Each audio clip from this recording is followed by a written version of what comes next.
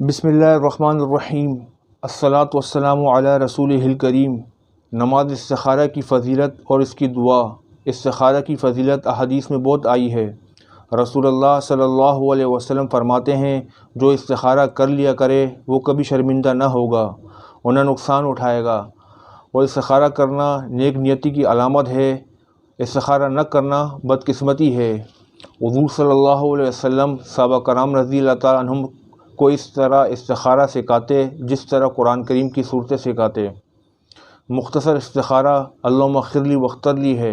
رسول اللہ صلی اللہ علیہ وسلم جب کسی کام کا ارادہ فرماتے تو اللہم اغفر لی واختر لی پڑھا کرتے، اور حضرت انس رضی اللہ تعالیٰ عنہ سے فرمایا، اے انس، جب تم کسی کام کا ارادہ کرو تو اپنے رب سے 7 مرتبہ استخارہ طلب خیر کر لیا کرو۔ اس کے بعد غور کرو، جو بات تمہارے دل میں آئے اسی میں بھلائی ہے۔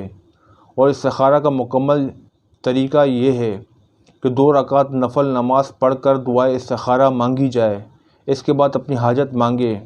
دعائے استخارہ یہ ہے: اللہم انی استخیرک بعلمک واستقدرک بقدرتک واسألک من فضلک العظیم فإنک تقدر ولا اقدر وتعلم ولا اعلم وانت علام الغیوب اللہم ان کنت تعلم ان هذا الامر خیر لی فی دینی ومعاشی وعاقبت امری فاقدره لی ویسره لی ثم بارک لی فیہ وان کنت تعلم ان هذا الامر شر لی فی دینی ومعاشی وعاقبت امری فاصرفه عنی واصرفنی عنہ وقدر لی الخیر حیث کان ثم ارضنی بہ۔ ترجمہ: اے اللہ، میں تیرے علم کے ذریعے تجھ سے خیر مانگتا ہوں اور تیرے قدرت کے ذریعے تجھ سے قدرت طلب کرتا ہوں، اور تیرے بڑے فضل کا تجھ سے سوال کرتا ہوں، کیونکہ تجھے قدرت ہے اور مجھے قدرت نہیں، اور تو جانتا ہے میں جانتا نہیں، تو غیبوں کو خوب جاننے والا ہے۔